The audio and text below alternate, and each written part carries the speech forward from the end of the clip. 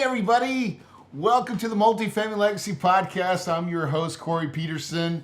I'm excited to be here as always, and today is episode number 19. So we keep putting more and more episodes together, and hopefully you're getting a lot of value out of what we're doing. So really excited about what we're going to talk about today, because I want to start getting into some of the nuts and bolts of investing and why, kind of the things that you're going to need to know and you're going to want to know of how to structure deals, how to put deals together. And I'm going to talk a little bit more about the financing component and really some of the people component of this deal. But before we do that, a couple exciting announcements. I think this will be published before we actually do this. So February 20th, I'm having a free live webinar where I'm going to really teach a lot about what I'm doing in the multifamily space.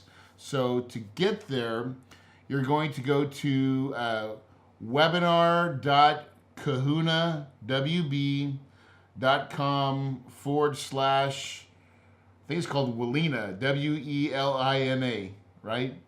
That will get you there. That will get you to the page for you to opt in, okay?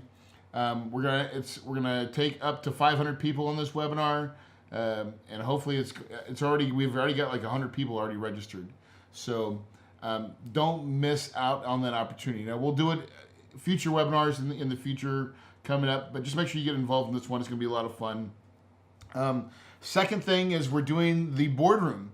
So what I'm gonna do is I've been really trying to put together a product and something that is not the guru show, right? I hate the word guru. I just know some stuff about apartments and I want to teach it with a small select group. And so I've whittled it down to what I want to do is I want to put on an event 3 times a year. I'm only going to do it with 35 people. And I think that's important because I feel like that's about the size of a room or group that we can get a lot of traction together. In other words, if I teach everybody the same concept and I keep high-level people in there, we're going to do some great things. That's important to me. I really want to create community. I want it to not just like you leave and you're done, but I want to have a spot where we all can go and communicate.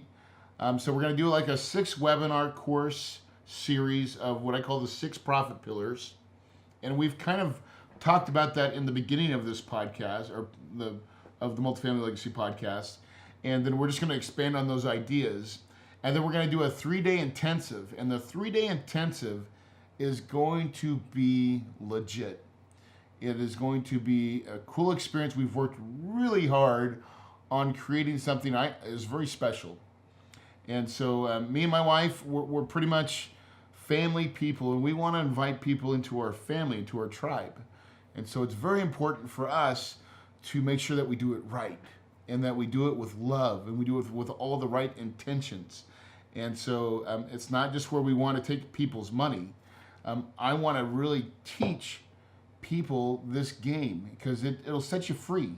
It is the absolute best way that I know how you can have time and money. And that's what I think most of us desire. So, I think we'll actually, now that I'm thinking about it, I'm going to put in a link to my page. So you can go to Kahuna Wealth Builders right now and register for that free webinar. So I'm going to make that happen before this is published. So you can go to Kahuna Wealth Builders and it'll say join the free webinar. We'll make that happen immediately. So you can go there. That's the easiest way to do it instead of that long, weird URL. It'll pop up as the instant pop-up, click on it and go, right? All right, so before we get started into the good stuff though, let's also talk about some iTunes 5-star reviews. And so I've got 2 that I want to give a shout out to. So the first one is to World Star Property. They said, I truly enjoyed your podcast full of nuggets and inspiration. Corey's knowledge and charisma and humbleness is truly great to listen to. Wishing you continued success. So thank you so much for that review. Again, I love reading these because it really tells me whether I'm doing a good job or not. And I really want people to see the authenticity of what I do, and that I'm really trying to help you get to like discover the next pieces of the puzzle. And I think that's really important because I really want to try to build on what we're doing, and keep growing it. I've got some good podcasts scheduled with my management team. You guys are going to love this. These guys are a wealth of knowledge, and we just have fun rapping. So that's going to be coming up in the next episodes. We're recording them now, and you're going to really like it. So just stay tuned on some really juicy stuff on operations, teams, my management company. We're just going to, when we get together, we have lots of fun, and it makes, it's really informative. So stay tuned to that. Second referral or iTunes review that I want to get to is by Ron Phillips. Ron's a good friend of mine. So Ron, if you're listening to this, thanks a lot. But he said, in a world of look at me gurus, this podcast stands out as the opposite. Corey is the real deal, and this podcast is both full of content and entertaining as hell. Full disclosure, I already knew Corey before I listened to his podcast, and they already syndicate apartment deals. That said, I've learned several nuggets that will help me be a better operator and find more deals. There's more. What he says in the episode absolutely works, and the cash flow life rocks. Thanks for the refreshing way to present awesome content, Corey. So, dude, Ron, if you're watching this, kudos to you, babe. Dude, I love that stuff. Gosh dang, I don't know why. You know, I never thought as I started this journey, let me shut this box down. As I started this journey to multifamily and what I call that cash flow life, I really never thought that it'd be so fun. And really, like, it is a journey, and it's a fun journey. And when I look back at, like, when I think about the hard times, the struggle in my real estate career, and trust me, I know everybody out there has experienced this where you feel like giving up, right? When you feel like when you do a deal that you lost $40,000 or you lost any amount of money, right? It's painful. When you're sitting there wondering how you're going to pay your contractors and you're hoping that you close the deal that you're supposed to close on actually does close so you can pay your contractors. Or when you've bounced the check to your contractors, right? That's real stuff, man. And it really happens. And I'm not too bold or too proud to say that I've not experienced that part of those things in my life. I've not been perfect. But I will tell you this, when I truly focused and got really dialed into my why and what I wanted to achieve and realized that it was cash flow. It was always cash flow. And somehow I got stuck into that fix and flip grind and the wholesale business. And don't get me wrong, those are great businesses. I mean, I've made a good living doing that, except that it's just a lot of work. And what I really want to show you and teach you is that it doesn't have to be that way. It really doesn't. And it could be sunsets and palm trees, but you just got to set it up that way from the very beginning. And it really starts with your mindset. So I take a little drink of coffee here, but so what I want to transition into is how to put a deal together. Now, we've already had Eric Stewart he's my guy that does all my financing. But one of the pieces that I don't think we really touched on as much is sometimes what does it take to put a big deal together? And what are the banks really looking for? And sometimes you may not have what it is. So I'll give you an example. Let's say you're buying a $3 million deal. What the banks are really going to look for is that you have about $3 million of net worth, okay? Typically, that's what they're more looking at your net worth. They're not so much looking at your income per se. They really want to see more of your net worth. And if you're just starting this game, you may not have a lot of net worth. And that's okay. What I want to encourage you to find that is there's lots of people that do have net worth. And so what you do is you partner with those types of people. And so 90% of this game in commercial real estate is learning how to put the pieces together and solve the problem. And so when you take a list of, hey, here's all that I have, right? You can look at that in a way and say, okay, well, here's what I need. And then you put the pieces together. So what we call that piece, that when you need someone to like fund and bring in their credibility piece, right? That is called a sponsor. You want a sponsor for your deal. That's the word you use. So when you say, I'm looking for a sponsor to help, usually that sponsor is going to be required to put down the earnest money initially and then provide his net worth. Okay. Now I'm going to also jump ahead a little bit and tell you some cool ways to help your net worth, right? And like what your whole picture looks like. At least I'm going to show you what I do. Okay. But in the beginning, you may have to do that. And so what do you usually pay for that is the question. And I typically, when I first started out, I was willing to give about 10% of my deal for what I call a sponsor. And so if I'm creating a PPM, a private placement memorandum, and I need someone to put up earnest money and to show net worth and basically help sign for the loan, that person's usually going to get about 10% carve out of the sponsorship ownership. Okay?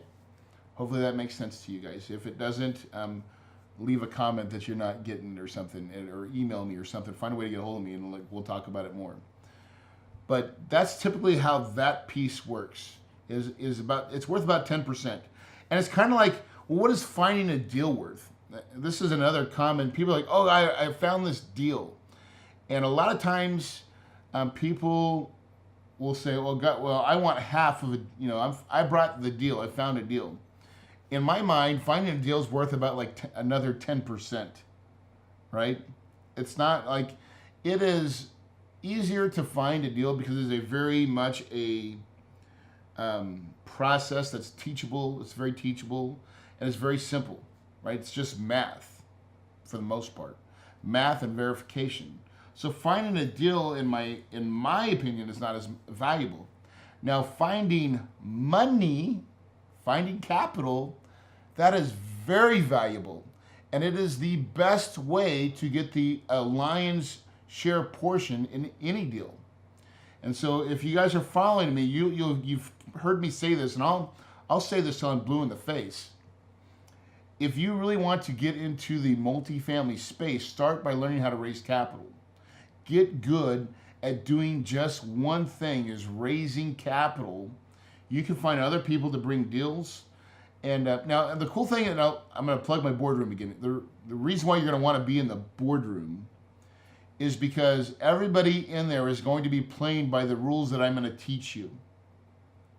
That is going to make it so much easier to find partners and deal partners and money partners, because you're all going to be talking the same language and using kind of the same underwriting guidelines.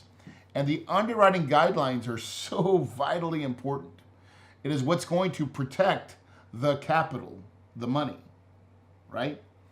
And so I place a high value on raising capital. I don't place such a high value on finding a deal. And but I also always have a piece. If you needed a sponsor, you carve out a little piece. Now, big disclaimer: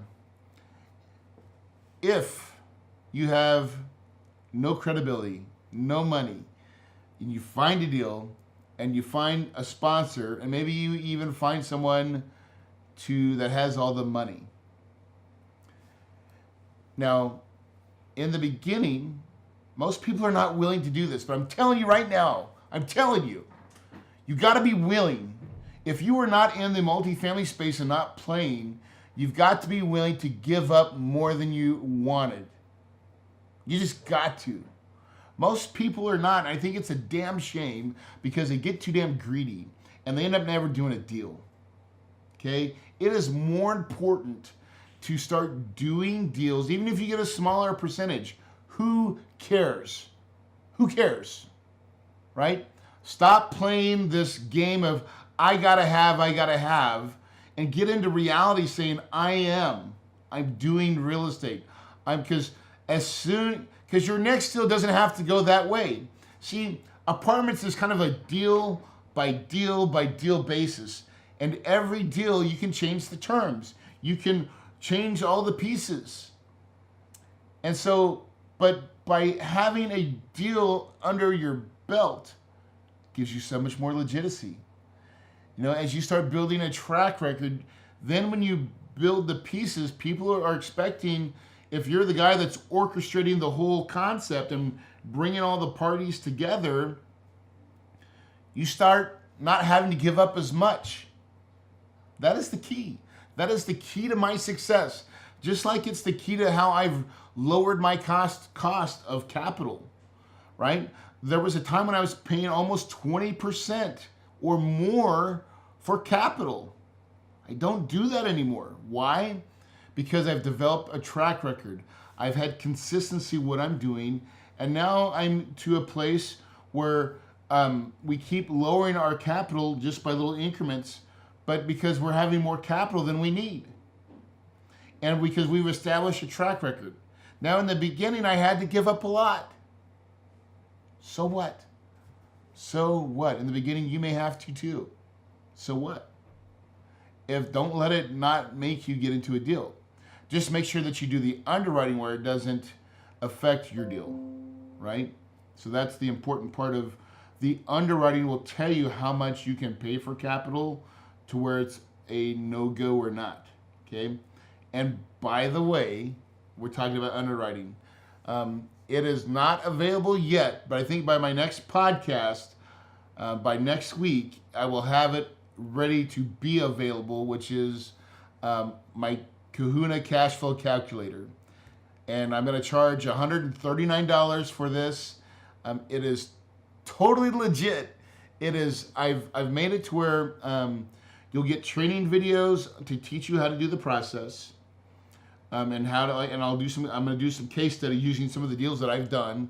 So, and using like the marketing packets, like the broker packets that we initially got when we did these deals. So it's simple. It's simple enough, but it's also, I would say it's more robust. It's complicated too, but not complicated for you, but complicated in with the analysis that it does, right? So I'm looking really forward to debuting that to everybody because, man, that is really going to be a game changer. There's lots of calculators out there. What makes mine different is that it really takes in my conservative principles and the way that I underwrite. Because when you're raising private capital, man, the last thing you want to do is be wrong. And you can't afford to screw up your money. Not once, not ever. And so to do that, you are going to learn how to pencil conservatively. And I'm going to teach you how to pencil conservatively. If you're not doing that, then you have no business being in this business, right? I'm just going to tell you, do not screw people over. Do not waste their time. Do not waste their money. So many times I see investors that are bright-eyed and they just like, ooh, it's a deal. Ooh, it's a deal. And then when negativity starts like coming about the deal, like they put these blinders on so they don't see it. So because all they want to see is the deal. Like it's a deal. Yet they're not looking at the glaring problems that happen sometimes. And so this template is, man, I had a good mentor, Dave Lindahl, and you know, he taught me that you just don't ever chase deals. You only do fat deals. And man, I've stayed true to that one concept, is do fat deals. Because if a fat deal gets skinny, you're okay. But if you do a skinny deal and it gets skinnier, man, you've got problems. You've got major, major problems. And you don't want it. It's like you don't want to go there. Okay. You just don't, you're better off not going there. And you owe it to your capital to not go there. You just do. So that sponsorship piece is so vital and critical, but it may not be the only thing you need. Okay. So, but how do you find sponsors? Well, you simply just start asking your friends and your family. I know this sounds weird, but like I go back to, if you're new in the business, start there and practice. Start with your friends and your family and practice asking. Because then the questions are going to come and you got to have a good response to what you're doing and why they should do it. And you got to have your credibility kit. We talked about your credibility kit. And all the little pieces that we've already talked about that you're going to need to go into the game of raising capital. And so you start with them. But what you'll find is that you'll soon develop an appetite. Maybe it's another investor, it's someone that you know, and you say, hey, here's where I'm going, here's what I'm doing. I don't have all the tools necessary. You've got, I think you may have this. Is that something you're interested in? Would you like to explore that opportunity with me?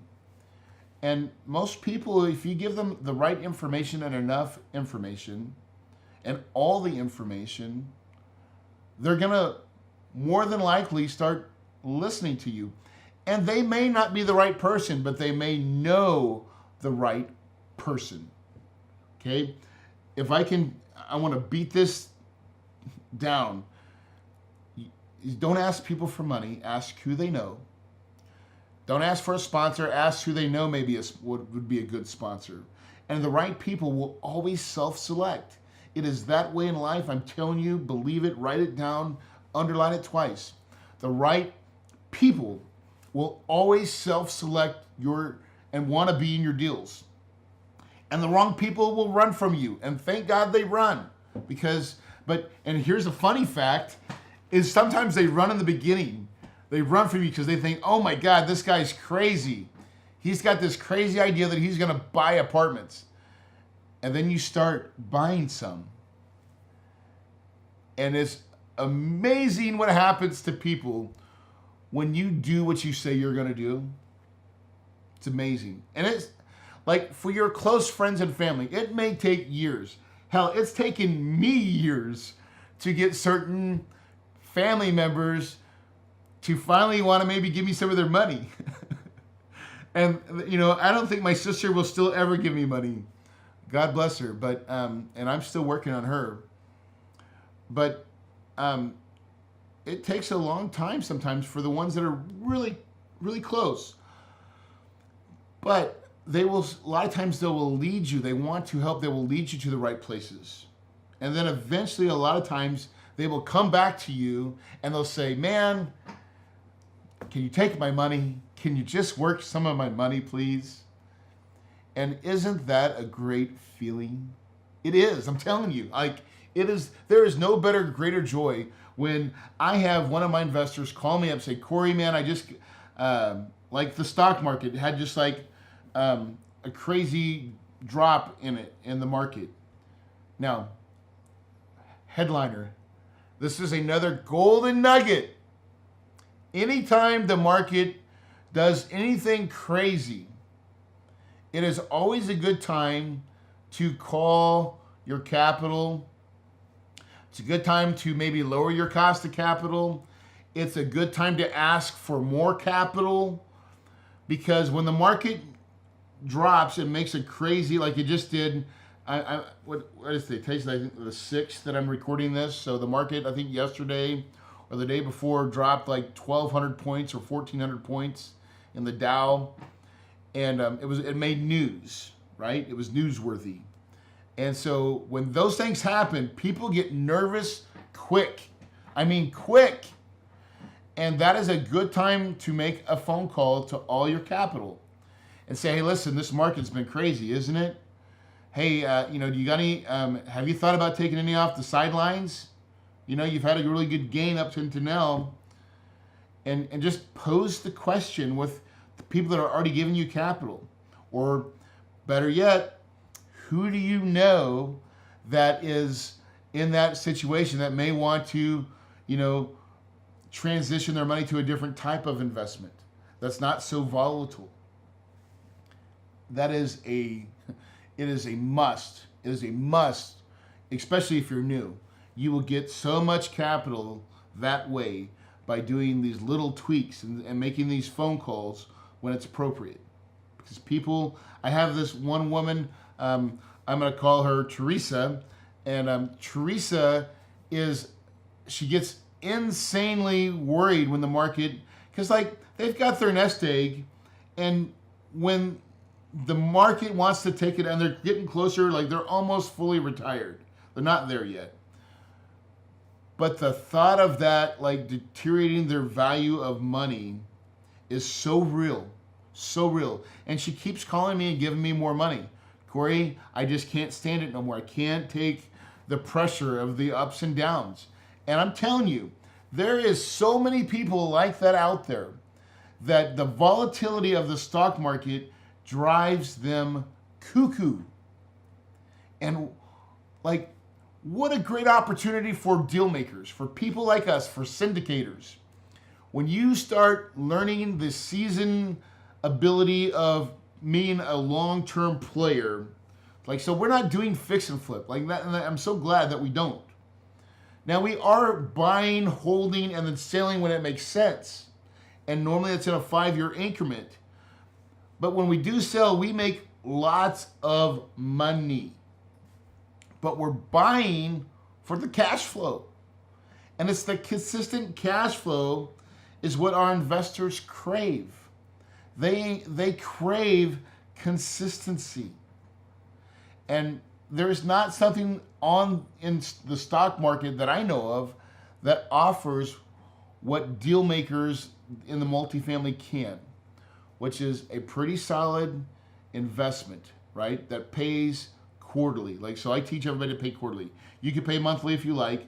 I like personally to pay quarterly. So I give my investors quarterly paychecks.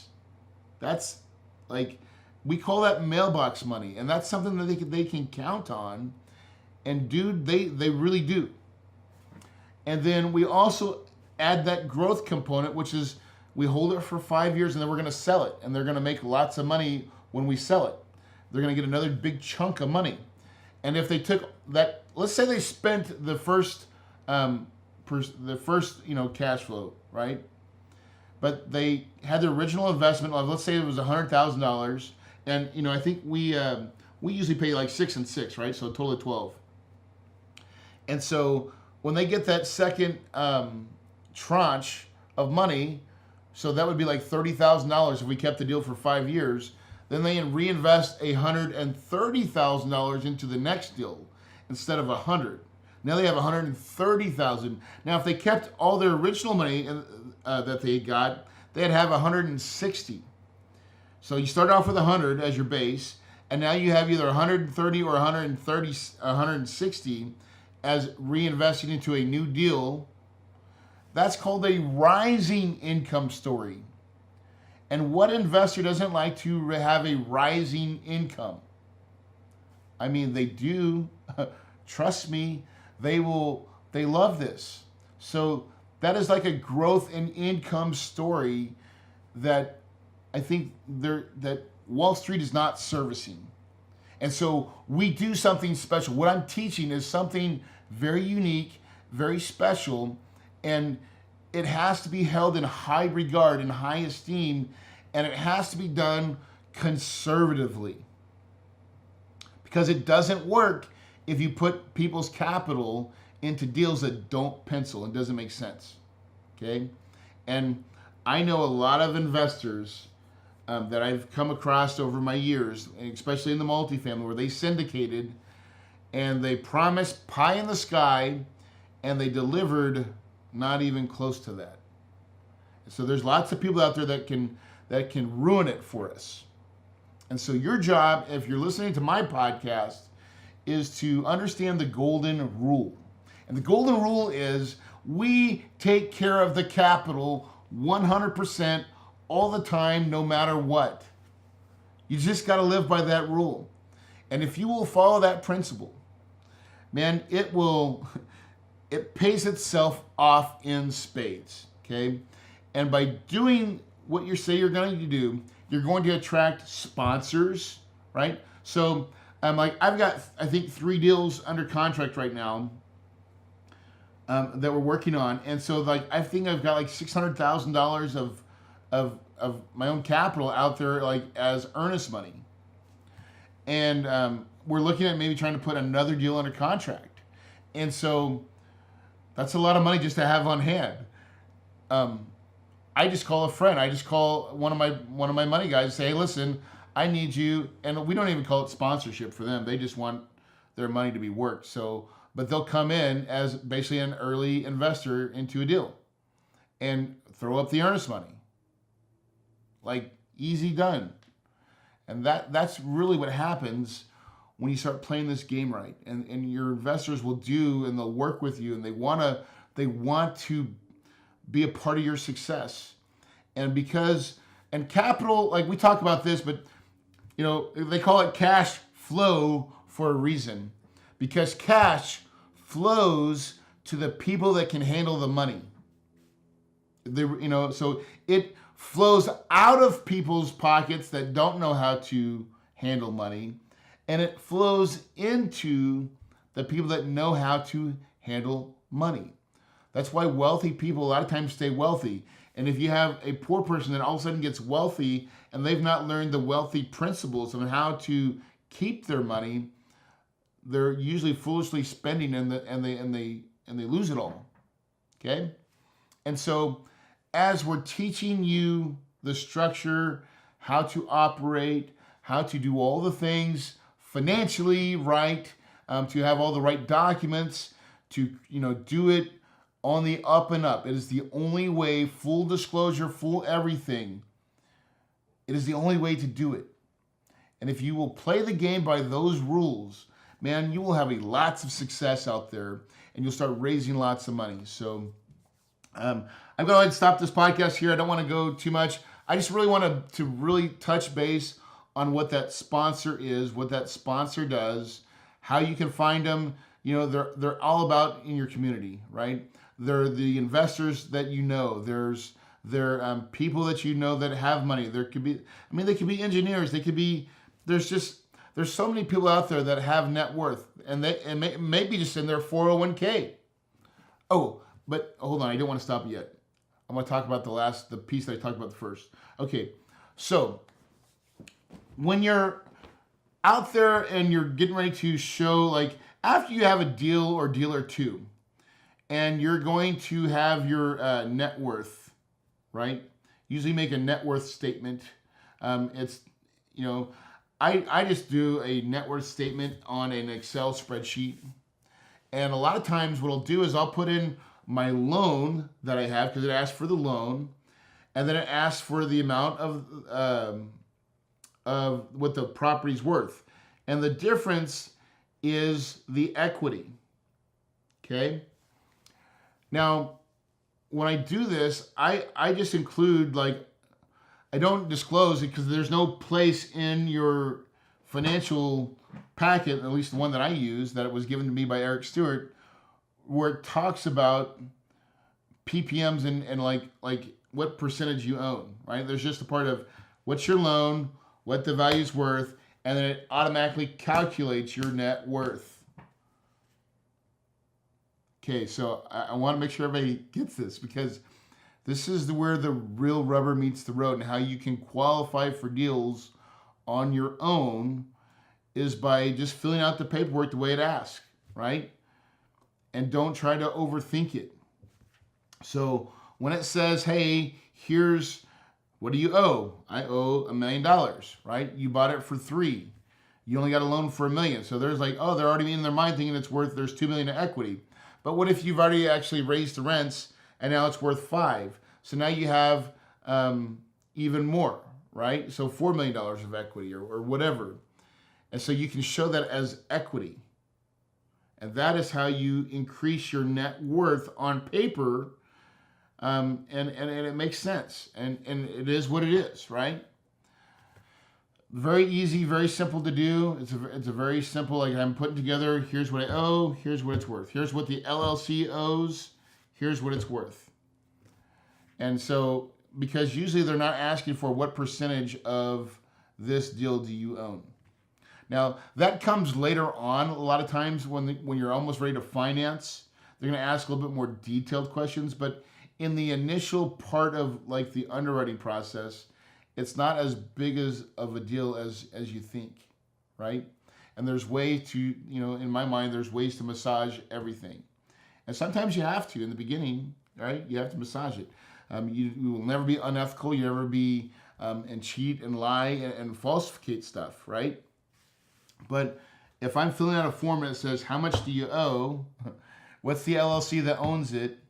And what is it worth? I just fill it out. And then the numbers do the magic. And it says, oh, well, gosh, I've got $3 million of equity, right?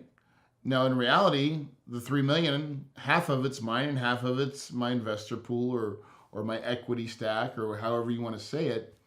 But that's in your LLC structure. And a lot of times, initially, they're not asking for that LLC structure of like, what percentages do you own? They're just wanting a piece of paper that shows and details your net worth in a little bit bigger macro picture. And so you just show them the macro picture because that's what they asked for, right? So that is another little curveball of like how you really do it and how you get like things really done. Well, there's a true street smart answer that shows you that you can do it, right? Hopefully that means you guys take a lot from that. Again, before I go, if you've not done, go to the Kahuna Wealth Builders and go register for my free webinar. Do that like now, and because this is gonna be a lot of fun, and there's gonna be a huge Q&A session, and I'm not gonna stop until all the Q&A is done. So if I go 2 hours long, I don't even care, right? As long as there's people asking questions, I will stay live because that's where the magic happens. In a webinar, it's not about what I'm saying. It's about when people ask questions that all the real magic shows up. And I want to make sure I give that to you guys in spades. So other than that, hey, thanks so much for paying attention to the podcast, listening. Hopefully I've moved the needle for you a little bit. Future episodes are coming up where we're going to really get deep into my management company. I've also got some other new investors that I'm going to interview. So we've got some really cool episodes kind of coming up as well. But again, remember, life is a journey. You start in one place and you end up in another, right? And sometimes it takes you a small amount of time, and sometimes it takes a lot longer. Regardless of the time that it takes, more importantly is how you've set your mind, how you've programmed your mind that it doesn't matter because it is the journey. The journey is the reward in this business. It is the time that you get to spend and cultivate with your friends and family and your loved ones, and then doing the thing called real estate, doing the thing that you love, and making sure that you love it for all the right reasons. Don't hate what you love what you do, and then still put limits and borders on to protect your family, to protect, your loved ones, and that because dude, you can get consumed by this, by anything. Don't let that be you. Let the journey be the reward. Do the right things that are right. Do the hard things that are hard to do, yet you got to do them, right? That's just the process of life. But guys, I'm telling you, it is all worth it. And gals, okay, I'm not discriminating. Guys or gals, I'm not going to discriminate because if you know me, my wife is a powerhouse. And if it wasn't for her, I truly know, without a doubt, if it wasn't for my wife believing in me when I truly didn't have the vision, I didn't. I could break down, like when I think about how she has loved me, when I think at times that I was probably unlovable, There's so much power in that, in spousal support. My wife is actually going to be, she's going to create her own product called Extraordinary Love. And dude, it's going to crush. And it'll bring grown men down on their knees, and it'll probably break them down to make them cry. I know it's made me cry. Because what she's done, and the way she's done it, the way she's allowed me to grow and nourish me, and vice versa, is I'm my wife's biggest cheerleader. She's my biggest cheerleader. And together we've created something so fun and so, in my mind, tangible and palpable. And hopefully you see it. Hopefully you see that, because at the boardroom, my wife's going to be with me. She's a big part of me, of everything that I do. And I just want to publicly display my affection for my spouse, my partner, my best friend, the person that I enjoy seeing each and every day. And I mean that, each and every day. It is a joy to look at my wife and say, man, look where we started. Because we started from nothing. And we've done so much. And it's because we've been focused, but we've also done it with a loving attitude and a tender heart and a servant heart. And there's times I know when I've donated more money than even my wife. She's like, whoa, why did you do that? And then she'd come to me later saying, you know what? I'm so proud that you did. Right? And so, like, it is, relationships are hard. But it doesn't have to be. It doesn't have to be as hard. It can be, I think there is always a curve. There's always ups and downs. It doesn't mean that we don't fight or that we don't have problems. And I know this is about real estate, but this is about life too. So it's very important. Let's put it this way. Very soon, I'm going to have something I can show you too. Just if you're having problems in your marriage and whatever, I'm gonna make you go to my wife's product, because it really is cool. What we've been able to do and talk about, I think, is going to speak volumes to a lot of people out there, and will probably help a lot of marriages out there, because it really is. To have the support of a spouse can, like, propel you, not just like push you, but propel you to a level that you never even dreamed possible. And I know this because I'm living it. I'm living it now. I'm living it today. I'm living it now. And I'm so proud and I'm so thankful that my wife gave me that opportunity, and she encouraged me with her praise, and and like dusted me off when I would fail, and then kicked me out the door and say, go get him. That was her attitude the whole time. It's always been that way. And it is a very, very special thing. So guys, listen, have a wonderful day. Get excited about life. Go out there and love on somebody. Give someone a smile. Make their day good. Because guess what? When you make someone else's day good, it actually affects you more than it affects them. And remember this, your paradise is possible.